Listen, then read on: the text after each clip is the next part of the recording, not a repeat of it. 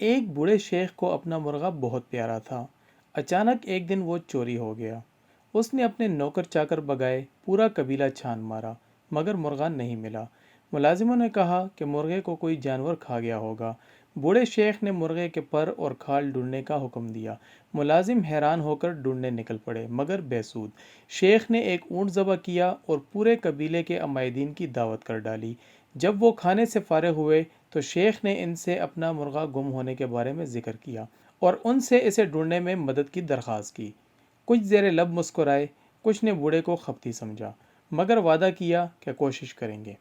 باہر نکل کر مرغے کی تلاش پر اونٹ ذبح کرنے پر خوب گپ شپ ہوئی۔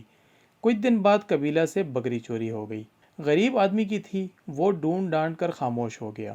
شیخ کے علم میں جب یہ بات آ گئی تو اس نے پھر ایک اونٹ ذبح کیا اور دعوت کر ڈالی۔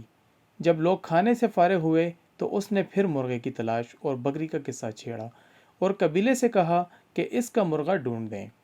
اب تو کچھ نے اسے برا بھلا کہا، کچھ نے اسے دلاسا دیا کہ اتنی بڑی بات نہیں، صبر کر لو، اس سے زیادہ اپنا نقصان کر چکے ہو۔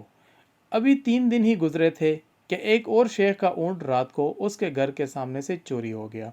اس شیخ نے اپنے ملازمین کو خوب برا بھلا کہا اور خاموش ہو گیا کہ ایک اونٹ اس کے لیے کوئی مالی وقت نہیں رکھتا تھا۔ بوڑھے شیخ کو جب علم ہوا تو اس نے پھر ایک اونٹ ذبح کیا اور قبیلے کی دعوت کر دی۔ سب کھانے سے جب فارغ ہوئے تو اس نے سرسری اونٹ گم ہونے کا ذکر کر کے اپنے مرغے کو یاد کیا اور قبیلے سے التجا کی کہ اس کا مرغا ڈھونڈ دیں۔ اب تو محفل میں خوب گرما گرمی ہوئی اور بوڑھے سے کہا گیا اب اگر دوبارہ اس نے مرغے سے متعلق کوئی بات کی تو پورا قبیلہ اس سے قطع تعلق کر لے گا۔ شیخ کے بیٹوں نے بھی باپ کی اس حرکت پر مہمانوں کو رخصت کرتے ہوئے معذرت خواہانہ رویہ اختیار کیا اور شرمندہ بھی ہوئے کہ ایک مرغے کے بدلے 3 اونٹ اور شرمندگی علیحدہ۔ یقیناً ان کا باپ اب سٹھیا گیا ہے۔ 15 روز گزرے تو قبیلے کی ایک لڑکی کنویں سے پانی بھرنے گئی اور پھر واپس نہیں آئی۔ گاؤں میں کوہرام مچ گیا، پورے قبیلے کی عزت داؤ پر لگ گئی۔ نوجوانوں نے جتھے بنائے اور تلاش شروع کی۔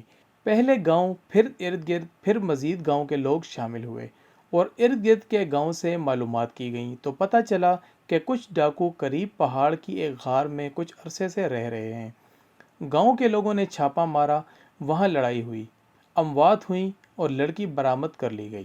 لوگوں نے وہاں اونٹ، بکری اور مرغے کی باقیات بھی ڈھونڈ لیں۔ تب انہیں احساس ہوا کہ بوڑھا شیخ کس طوفان کے آنے کا انیا دے رہا تھا۔ اگر گاؤں کے لوگ مرغے پر ہی متحد ہو جاتے تو آبرو تک بات نہ پہنچتی۔